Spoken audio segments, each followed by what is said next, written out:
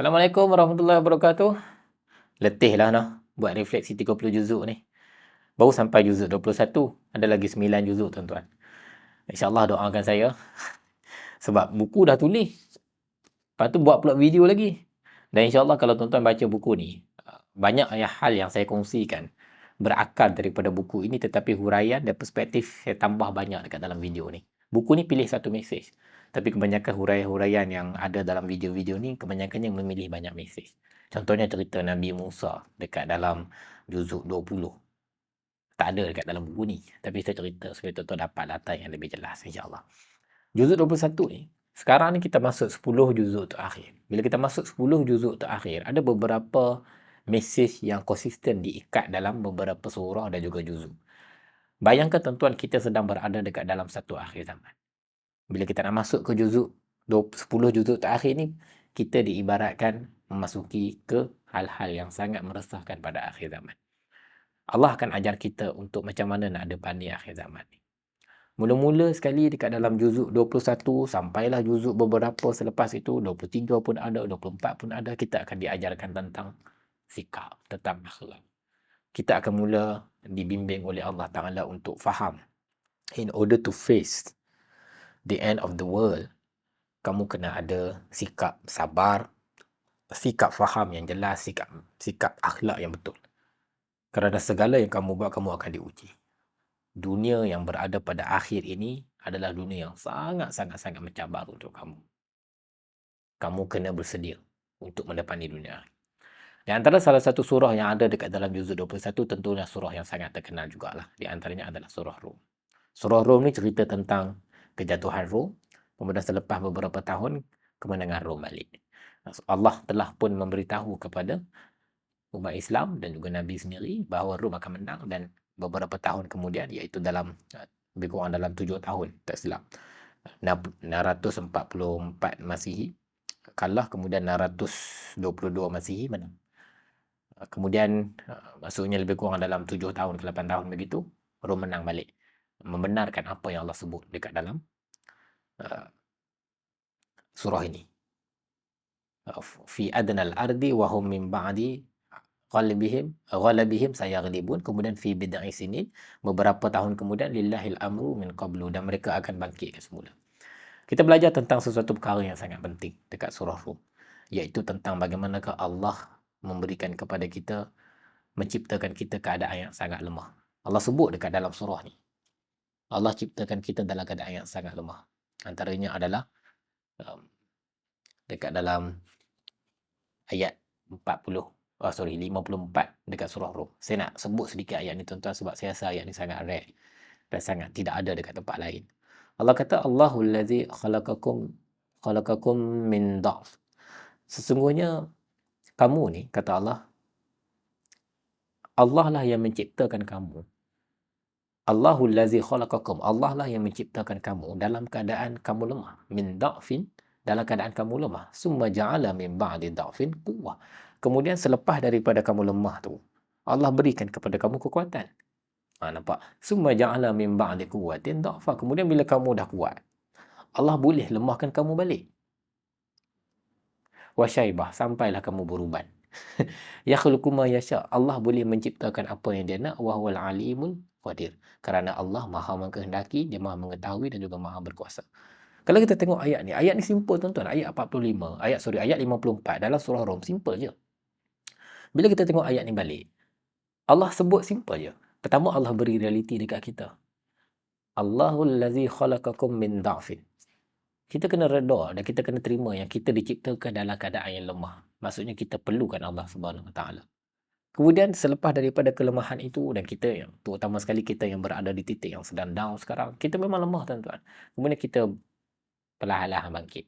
Satu demi satu kita belajar. Satu demi satu kita tumbuh. Dan dalam proses kita bangkit itulah, Allah sebut dekat dalam ayat yang sama. Summa ja'alahu min ba'di dha'fin. Selepas daripada kamu tu lemah, kuat, kamu akan merasa kuat. Aku berikan kamu kekuatan. Lepas daripada kamu rasa kuat, kamu akan lemah balik. Ini apa? Ini adalah graf kehidupan kita. Betapa Allah sangat teliti dan sangat sempurna dalam menggambarkan hidup kita. Tuan-tuan, ada masa kita berada dekat titik yang paling rendah. Kita bermula dengan titik kerendahan, lalu kita naik persatu-persatu. Lalu satu ketika dalam hidup kita ketepuk, kita jatuh balik. Lalu Allah kata, selepas lemah tu aku angkat balik. Dan selepas tu aku jatuhkan balik. Sampailah wasyaibah. Sampailah kamu tua. There is no way kita akan berada sentiasa dekat atas. Kita akan sentiasa kuat. There is no way kita akan sentiasa lemah. Kita akan berada pada dua tengkat yang berbeza dan akan bersama sendiri dalam hidup kita. Ini diceritakan dekat dalam surah Rum. Lepas surah Rum, kita akan masuk satu surah. Tuan-tuan bayangkan daripada surah Al-Qasas tadi kita belajar tentang Musa. Kemudian surah Rum kita belajar tentang hidup manusia yang lemah dan kemudian kuat. Kemudian kita masuk ke surah Luqman. Kita belajar tentang satu orang yang telah merumuskan apa yang telah berjalan dekat hidup Musa dan yang telah menggambarkan kepada kita tentang bagaimana orang yang memahami konsep jatuh dan juga bangun hidup, iaitu Luqman. Setelah kita faham realiti, Luqman didatangkan dalam surah ini, digambarkan sebagai seorang yang sangat hakim, sangat hikmah dan sangat bijaksana. Dalam surah Luqman, tuan-tuan, ada banyak pesan-pesan yang sangat indah yang kita dengar. Tapi saya nak pilih satu central message yang ada dekat dalam surah ni, yang ada dekat cerita Luqman, iaitu gratitude. Ini perkataan syukur, tuan-tuan. Kalau kita tengok balik, perkataan syukur ni banyak diulang dalam surah Luqman ni. Saya buka balik surah Luqman dekat tuan-tuan ya. Banyak diulang dalam surah Luqman. Antaranya bila Allah sebut dekat dalam ayat 12, walaqad ataina Luqmanal hikmah anishkur lillah. Pertama sekali kami datangkan kepada kamu tentang Luqman yang hikmah. Maka dia berkata, anishkur lillah, bersyukurlah kepada Allah. Wa may yashkuru fa innama yashkuru li nafsihi. Siapa-siapa yang bersyukur, sesungguhnya syukur itu akan balik kepadanya. Wa man kafara fa innallaha ghaniyyun hamid. Luqman bawa satu mesej utama sekali, kata Luqman, mulakanlah segala-galanya dengan bersyukur kepada Allah. Siapa yang bersyukur, kesyukuran itu, nikmat kesyukuran itu, baik datang dalam bentuk fizikal, baik datang dalam bentuk rezeki, baik datang dalam bentuk keperwatakan kita, akan balik kepada kita balik. Seolah-olah Allah nak kata apa, tuan-tuan? Aku suruh engkau bersyukur ni bukan untuk aku. Sebab Allah, fa innallaha ghaniyyun hamid. I don't need your gratitude. I need you to keep grow. I need you to be able to be a servant yang grateful so you can grow better. Sebab at the end of the day, gratitude tu akan patah balik kepada kita. La in syakartum la azidannakum. Segala-gala yang kita kata syukur, segala-gala yang kita buat dengan grateful, yang kita bersyukur kepada Allah, dia akan tambahkan kita balik. So it's coming back to us. Kemudian barulah Luqman sebut kepada anaknya, janganlah syirik kepada Allah. Sesungguhnya syirik itu adalah kezaliman yang sangat besar. Kemudian kamu kena buat baik kepada mak dan ayah. Kemudian kamu kena, ni dalam bab mak dan ayah ni, Luqman ajar anak dia tentang boundaries. Bila dia kata dekat mak dan ayah dia, wa wasainal insana biwalidayhi hamalathu ummuhu, cerita-cerita daripada kecil dia besarkan kita, sampailah. Ni sebut, anishkurli wali walidayka.